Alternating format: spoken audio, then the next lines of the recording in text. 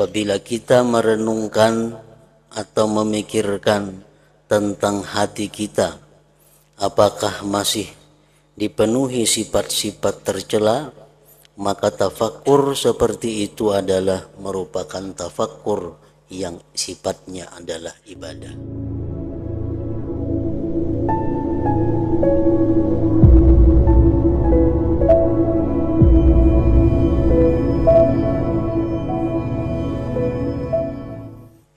Bismillahirrahmanirrahim. Alhamdulillahirabbil alamin. Wassalatu wassalamu ala asyrafil anbiya wal mursalin Sayyidina Maulana Muhammadin wa ala alihi wa sahbihi ajma'in. Qala al-musannif al-imam Hujjatul Islam Abu Hamid Muhammad bin Muhammad al-Ghazali rahimahullah wa nafa'ana bi ulumih. Wa amma an-naw'u ats-tsalits fa hiya sifatul muhlikatul lati mahalluha al-qalbu fa ya'rifuha mimma dzakarnahu bi rub'il muhlikat wa hiya istila'ul syahwah wal ghadabu wal bukhlu wal kibru wal ujbu wal riya'u wal hasadu wa su'uz zan wal ghaflatu wal ghururu wa ghairu dzalik.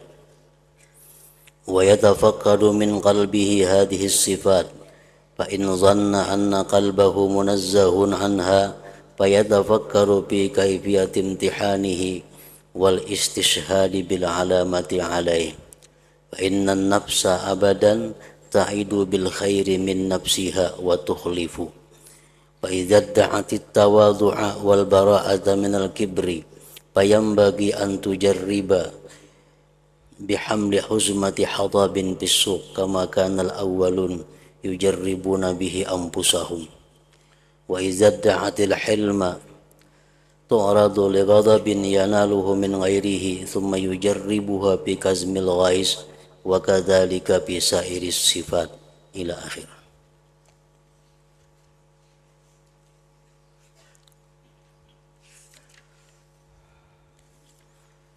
Makna daripada kalam Al-Imam Hujjatul Islam Abu Hamid Muhammad bin Muhammad Al-Ghazali rahimahullah wa nafa'ana bi ulumih.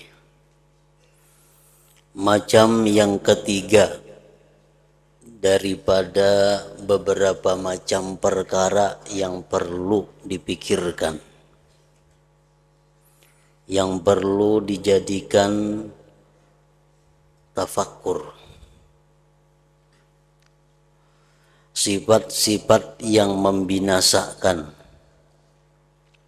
yang tempatnya sifat-sifat membinasakan itu adalah hati.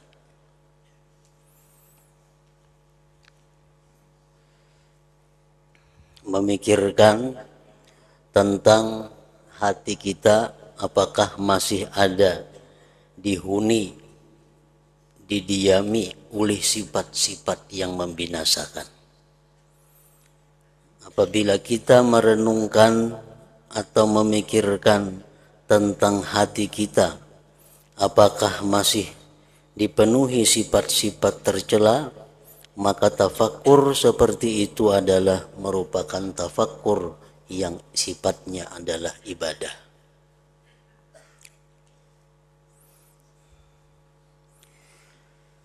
Maka ia dapat mengetahuinya sifat-sifat yang membinasakan itu dari yang telah kami sebutkan pada Rub'il Muhlikat di dalam kitab Ihya Ulumuddin. Di situ dijelaskan sifat-sifat yang membinasakan manusia, akhlak-akhlak yang mencelakakan manusia, yaitu sifat-sifat yang mencelakakan kita tadi antara lain adalah menguasainya syahwat. Diri kita dikuasai oleh berbagai macam keinginan-keinginan.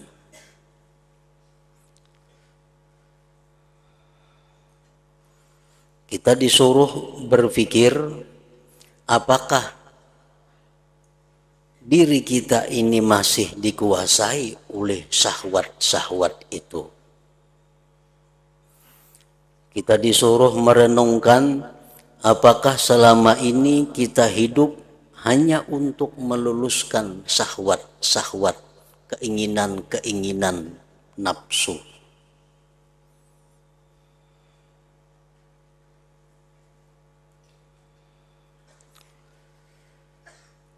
Menguasainya syahwat itu merupakan sifat yang tercela yang tempatnya adalah di dalam hati manusia. Segala macam bentuk maksiat, segala macam bentuk penyesalan, penderitaan, itu sumbernya adalah karena pada awalnya kita dikuasai oleh syahwat-syahwat tadi. Kenapa kita melakukan dosa? Karena kita kada mampu menguasai syahwat, keinginan-keinginan nafsu itu. Kenapa orang bisa masuk ke dalam penjara? Nah, kebiasaan kebanyakannya adalah akibat dia dahulunya dikuasai oleh keinginan-keinginan nafsunya.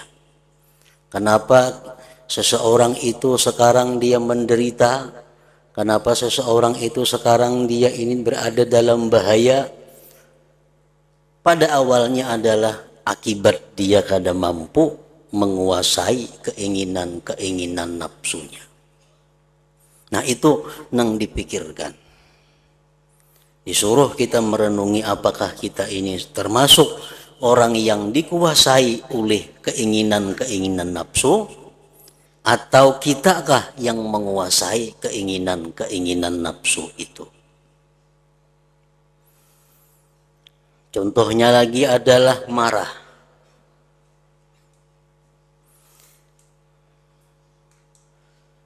Selama ini aku marah, apakah marahku itu karena pribadi, ataukah marahku itu karena di jalan Allah?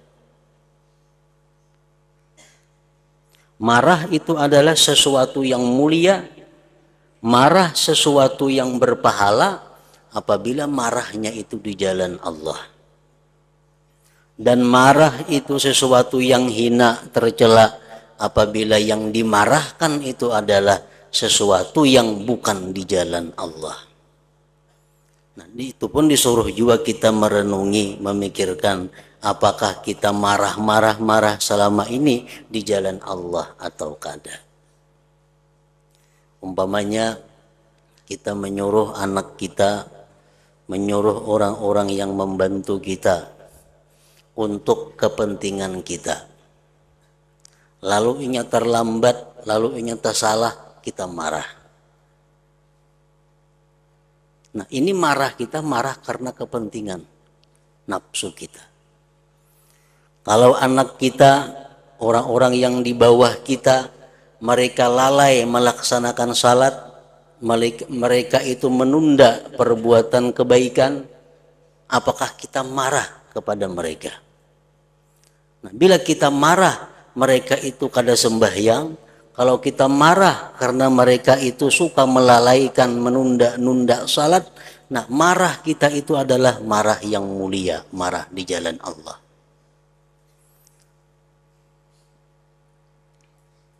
Anak buah terlambat sembahyang, kada sarik. Tapi kalau anak buah disuruh mengambilkan nasi, terlambat seperempat jam, setengah jam memainya, berarti ini manusia marah bukan di jalan Allah. Buktinya apa? Ya tadi buktinya anak buah kita kada sembahyang, melambatkan sembahyang, kita kada marah. Paling marah juga kada semarah inya nang terlambat kita suruh itu. Itu menunjukkan bahwa diri kita ini adalah marah yang tercela.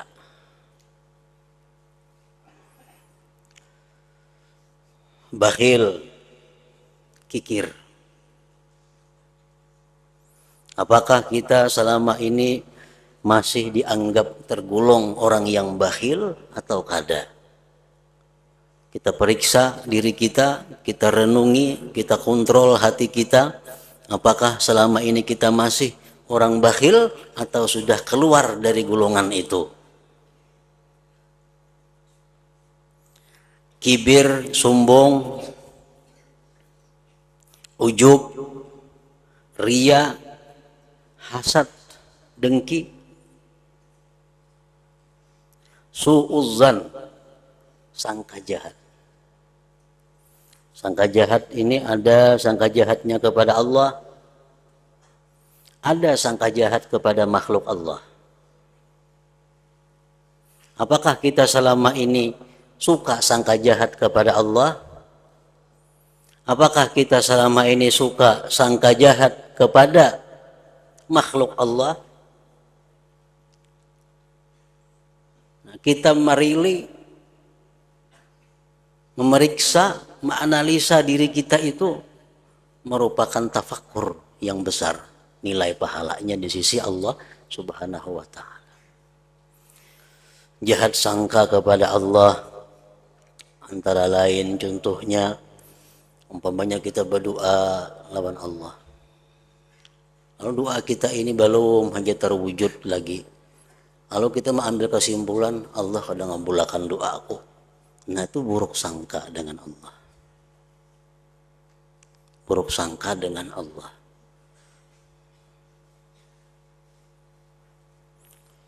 Buruk sangka dengan makhluk Allah, contohnya kita bertemuan kawan kita kadang menguringi kita, kawan kita kadang menagur kita, lalu di hati kita berkesimpulan, sarik napa kalawan aku maka kada tak urihing bertemuan tadi. Itu buruk sangka. Padahal masih masih bisa diihtimalkan. Barangkali nya kada menanggur itu di pikiran apakah dipikirakannya atau kesibukan apakah nang nisi sibuk sehingga inya kada sampat menanggur aku. Itu ihtimal yang mungkin yang sangat bisa terjadi. Jangan langsung berdasarkan sarik napa kadu aku saruan kada menyeruani. Barangkali sidin lupa, barangkali sidin kada ingat, kalau kada takiau kan boleh jadi itu. Nah kayak apa andai kata diihtimalkan seperti itu.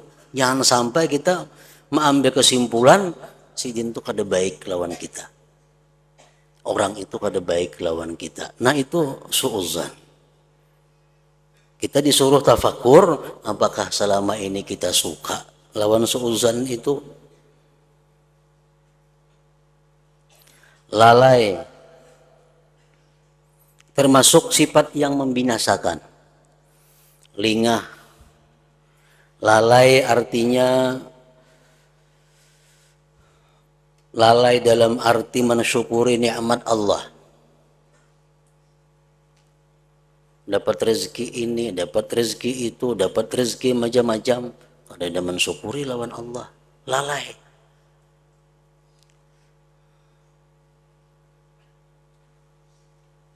Lalai terhadap mengambil hikmah kepada sesuatu musibah yang menimpa.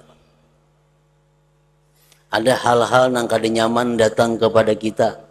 Kita lalai mengambil hikmahnya. Sudah 4-5 hari hanya merasa ada hikmahnya.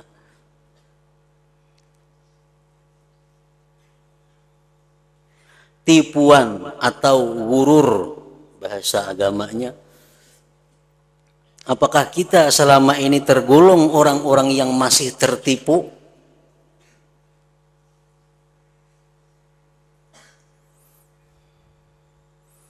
Tertipu dengan ayat-ayat Allah. Tertipu dengan hadis-hadis Rasulullah.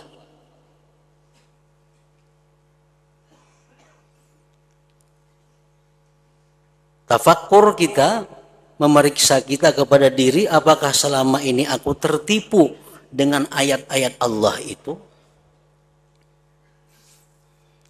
Karena kada sedikit ayat-ayat Al-Quran atau hadis-hadis Rasulullah itu kalau dipahami secara cepat dan sembarangan itu membuat kita terperdaya, tertipu dengan ayat-ayat Allah itu. Dicontohkan seseorang yang beriman yang masih suka melakukan maksiat kepada Allah, ngarannya al-mu'minul asi, orang mukmin yang suka berbuat maksiat.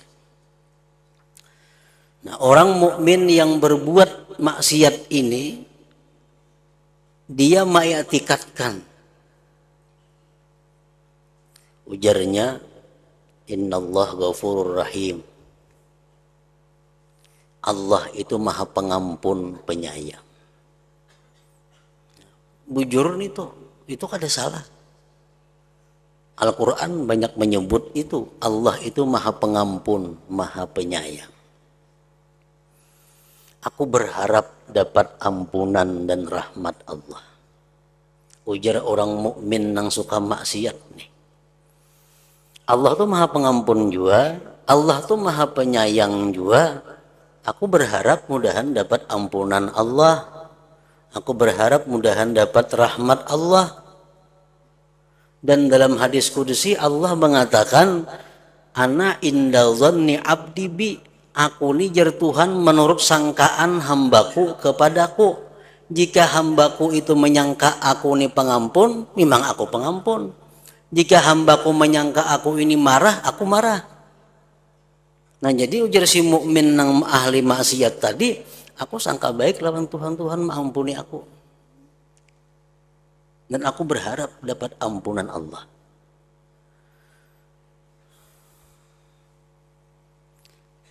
Nah, ini contoh orang beriman yang maksiat yang tertipu dengan ayat Allah dan hadis-hadis Rasul. Di mana tertipunya?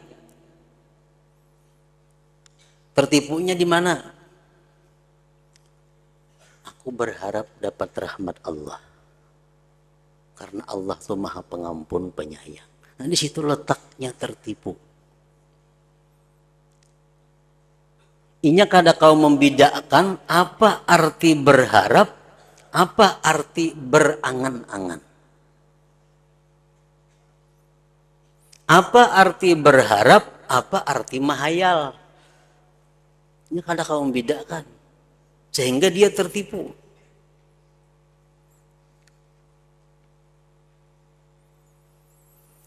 Rasulullah sallallahu alaihi wasallam menjelaskan al-kaisu man dana nafsahu wa amila lima ba'dal maut wal ahmaq man atba'a nafsahu hawa wa tamanna 'ala Allah. Artinya orang yang cerdik itu, kata Rasulullah, orang yang menghitung dirinya dan dia beramal untuk sesudah mati. Itu orang cerdik. Orang yang bodoh itu, kata Rasulullah, adalah orang yang mengikuti kemauan nafsunya dan dia berangan-angan atas Allah dengan berbagai macam angan-angan. Nah, ini selalu berbuat maksiat, tapi berangan-angan dapat ampunan Allah. Cuma kadang kau membedakan apa arti berharap itu, apa arti berangan-angan. Ini membuat inya terperdaya. Allah Subhanahu wa taala menjelaskan innalladzina amanu walladzina hajaru wa jahadu fi sabilillah ulaika yarjuna rahmatallah. Firman Allah mengatakan orang-orang yang beriman dan mereka meninggalkan perbuatan jahat menuju perbuatan baik dan dia berjuang di jalan Allah, mereka itulah yang berharap dapat rahmat Allah.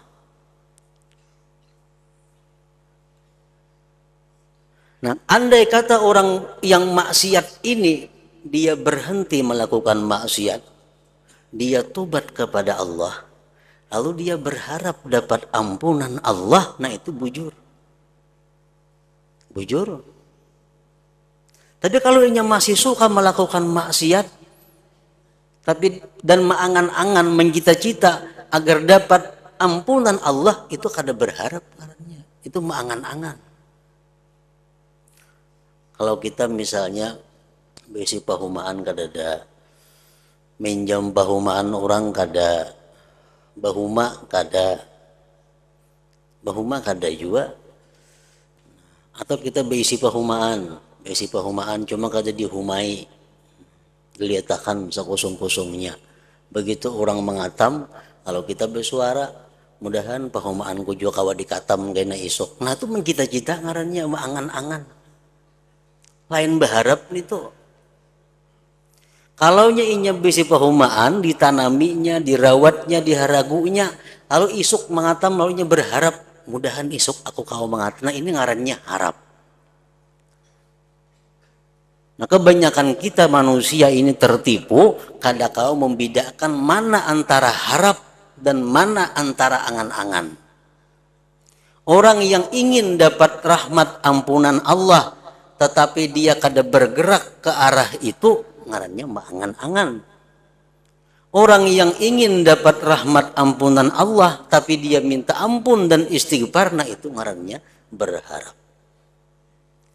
Nah kita disuruh berpikir, apakah kita selama ini orang yang berharapkah atau orang yang berangan-angankah? Angan-angan Tuhan supaya mengampuni, angan-angan mati surga kada berhisab, angan-angan selamat dari fitnah kubur, angan-angan lulus di titian siratal mustaqim, ingin masuk surga di surga Firdaus, tapi kada ada bahannya, kada ada kelakuan pekerjaannya ke situ. Itu ngarannya beangan-angan, tertipu. Ditakuni nih semuaan kita, hendaklah ke surga Firdaus, hendak semuaan. Tapi kada ada gawiannya, nah itu mah angan-angan ngarannya. Kalau berharap tuh orang nang bekerja, beribadah habis waktunya siang malam, lalu nya berharap mati masuk surga Firdaus, nah itu bujur berharap. Nah itu nang termasuk perlu ditafakurkan dan lain-lainnya. Dan ia menyelidiki dari hatinya akan sifat-sifat ini. Diteliti, diselidiki di hati sifat-sifat tadi. Kalau ia menyangka bahwa hatinya itu bersih daripadanya, maka ia berpikir tentang cara mengujinya dan mencari persaksian dengan tanda-tanda atasnya. Pemanya periksa hati kita selidiki hati kita. Oh, sudah bersih dari sifat-sifat tercela. Jangan percaya. Coba tes, bujur kada bersih. Karena sesungguhnya nafsu selama-lamanya ia berjanji dengan berbuat kebaikan dari dirinya dan ia mengingkarinya.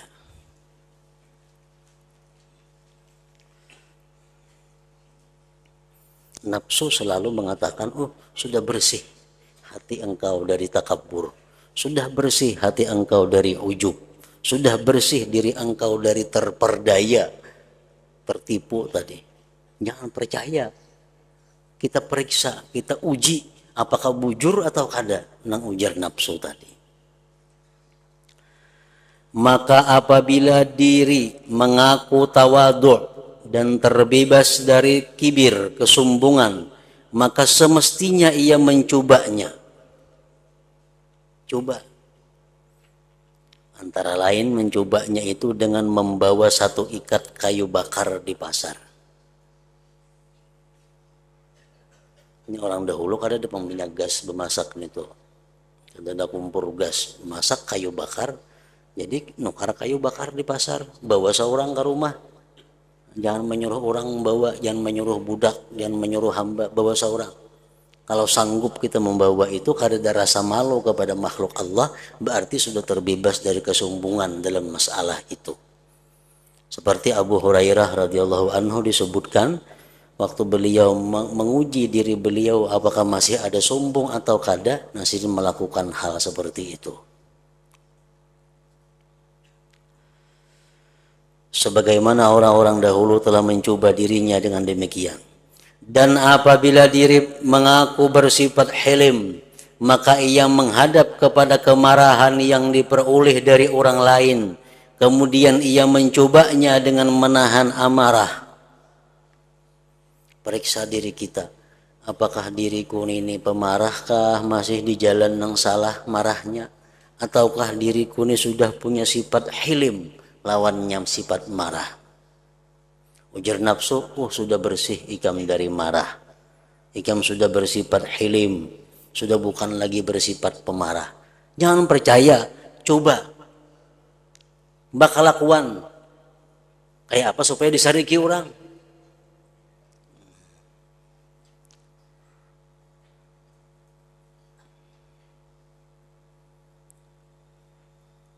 Bila orang sarik lawan seorang, kita mampu menahan diri. Ada sarik lawan orang yang menyariki itu, nah berarti sudah bujur, kita terbebas dari sifat marah itu. Dan seperti itu juga pada sifat-sifat lain.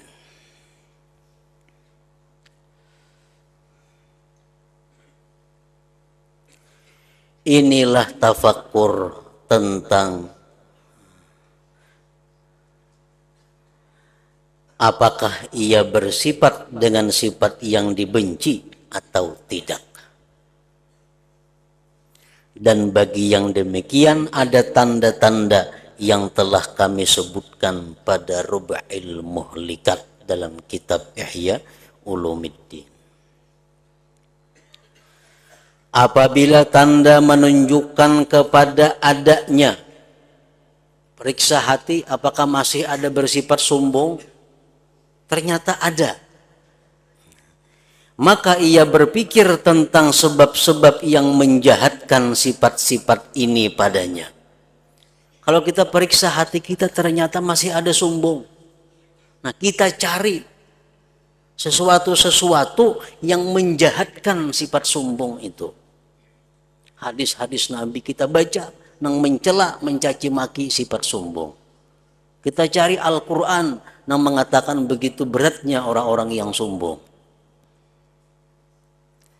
Dan jelas bahwa sumber sifat-sifat ini adalah dari kebodohan, kelalaian, dan jahatnya batin. Kenapa orang sombong? Karena inya bodoh. Karena inya lalai. Karena inya kada punya ilmu pengetahuan yang benar.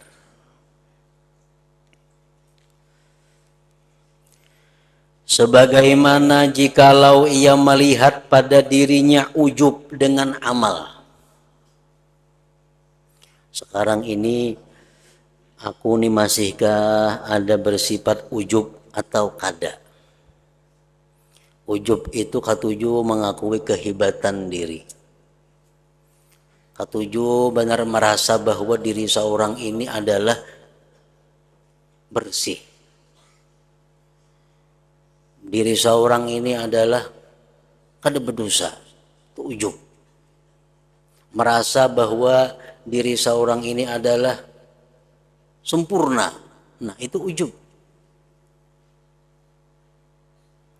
Merasa bahwa diriku ini kuat beribadah, ujub.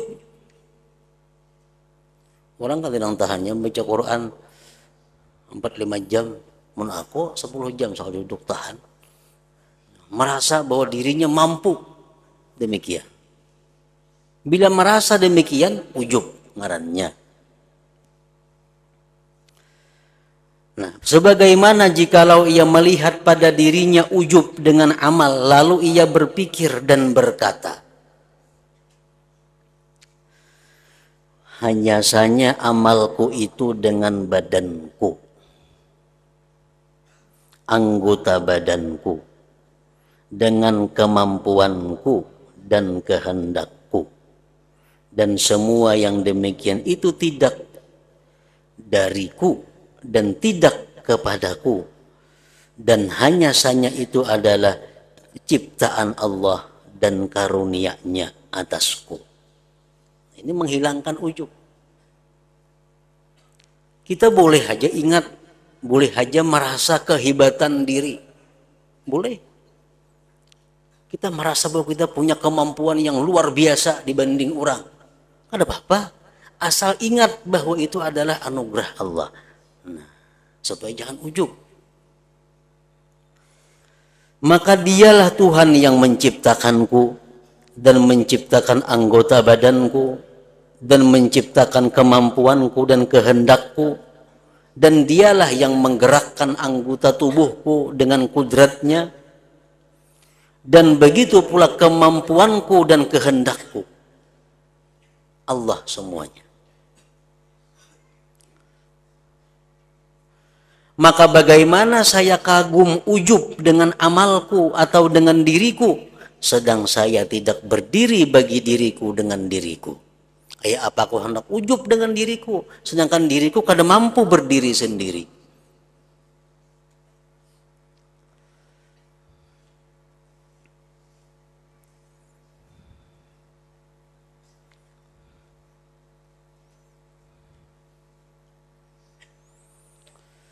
Para ulama mengatakan, man arada ayyaksir ujuba fa'alaihi bi arba'ati asya.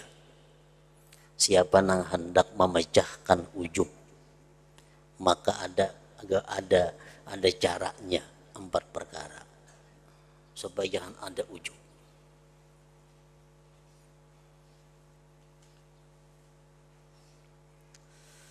Pertama, mereka mengatakan ayyarat taufik minallah. Ayyarat taufiqa minallah. Kita beribadah, membaca Al-Quran, baca Quran atau membaca salawat, kada terasa begitu asiknya kita membaca Quran, sekalinya sudah 5 jam kita duduk. Sudah 5 jam membaca Al-Quran atau membaca salawat.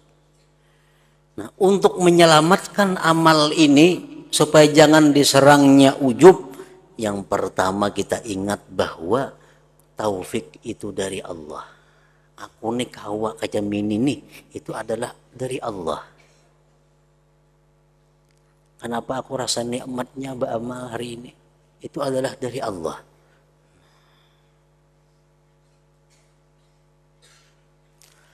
Yang kedua, ayyanzura ilan na'ma allati manallahu alaih. Bahwa dia memandang kepada nikmat-nikmat yang diberikan Allah atasnya. Aku membaca Quran kawa sekian lawas. Kita ingat satu nikmat saja, nikmat mata. Nikmat mata ini adalah pemberian Allah. Jakanya mata kada melihat, jangankan 5 jam sambar aja kada kau membaca.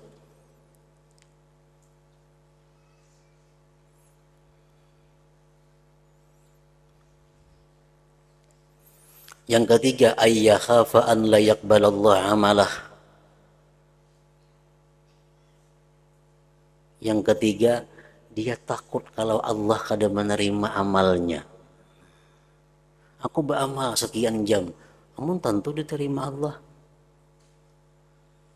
Nah, bila hati kita ini masih merasa belum tentu diterima Allah, kada mau ujub.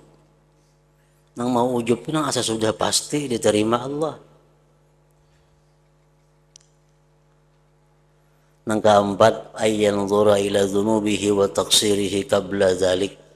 Bahwa ingatlah dosa-dosa, kelemahan, kekurangan kita sebelum ini. Hari ini aku bujurnya kau beribadah sekian lawas, tapi dibanding dosaku dahulu mana banyaknya, sering banyakan aku berbuat dosa juga. Nah, 4 hal itu menghilangkan ujub di dalam hati kita. Jadi kalau kita datang perasaan bahwa kita ini hebat, bahwa kita ini merasa harap, ingat akan 4 itu supaya selamat daripada kemurkaan Allah Subhanahu wa taala.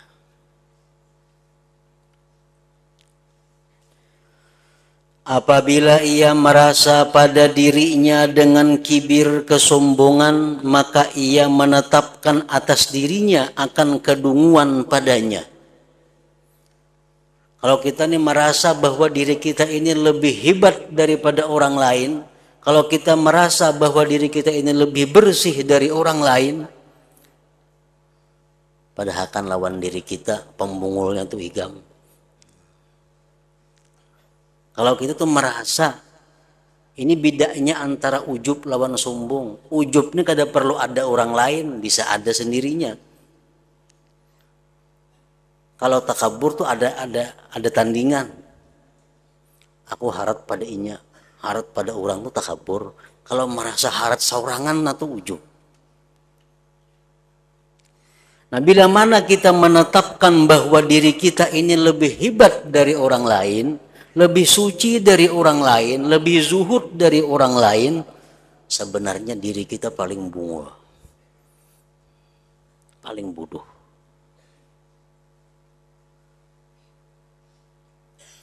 Jadi di saat kita mengatakan atau merasakan bahwa kita ini adalah orang yang hebat daripada yang lainnya, di saat itu kita orang yang paling hina di sisi Allah.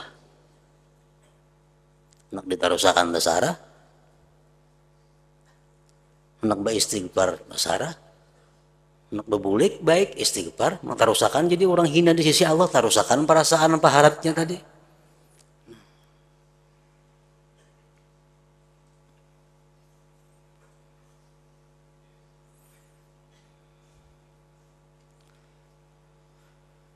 Dan ia berkata kepadanya, kepada dirinya sendiri, mengapa kamu memperlihatkan dirimu lebih besar? Kenapa ikam merasa harap pada orang? Sedangkan orang yang besar adalah orang yang di sisi Allah orang besar. Nangaran orang hebat tuh orang yang hebat di sisi Allah. Dan yang demikian itu dapat tersingkap setelah mati. Di akhirat kita nang tahu siapa manusia yang besar di sisi Allah. Dalam dunia belum jelas. Dan banyak sekali orang kafir pada waktu sekarang meninggal dunia dalam keadaan mendekatkan diri kepada Allah Ta'ala dengan bercabutnya dari kafir. Dan banyak sekali orang muslim meninggal dunia dalam keadaan celaka disebabkan berubah keadaannya ketika mati dengan mati su'ul khatimah. Ada tantu.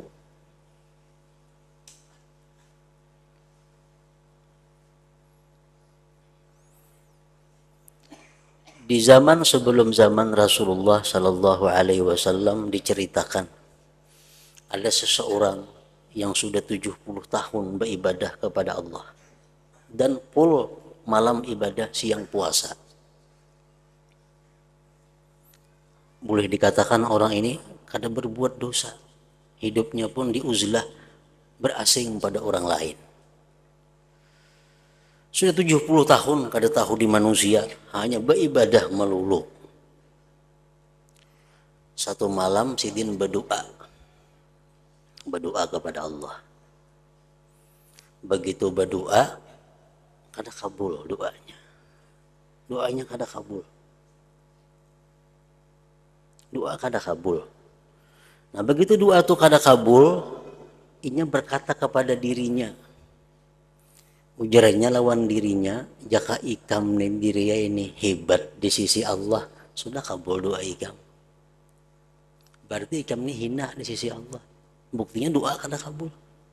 Nah, habis cerita. Malam bermimpi, si laki-laki ini ditemui malaikat. Ujar malaikat, wahai laki-laki, waktu engkau mengatakan bahwa diri ikam itu kada baik, makanya kada kabul doa. Itu pahalanya lebih besar daripada engkau beribadah selama ini. Pahalanya lebih besar daripada engkau beribadah selama 70 tahun ini. Karena merasa bahwa diri ini sebenarnya adalah hina. Merasa diri ini adalah kada baik. Makanya tadi kalau orang merasa dirinya baik, itu orang yang paling hina di sisi Allah Subhanahu wa Ta'ala. Merasa, lain diucapkan aku kada baik kan macam itu bang. Atau menulis surat misalnya dari kawan ikam, dari hamba Allah yang banyak dosa, ada kalau ditulis itu dalam hati aja itu diandak. Kadang-kadang ada mengirim surat kayak itu nah dari al-fakir nang banyak dosa, nang banyak salah, pulang bin pulang. Teman sampai akan orang pulang kesalahannya. Itu dalam hati nih merasa, jakanya aku nih baik, aku sudah enggak ini, kada mau macam itu.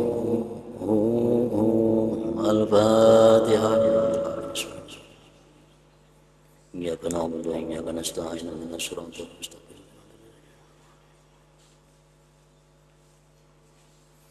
فيا أيها الراجون منه شفاعة صلوا عليه وسلموا تسليما.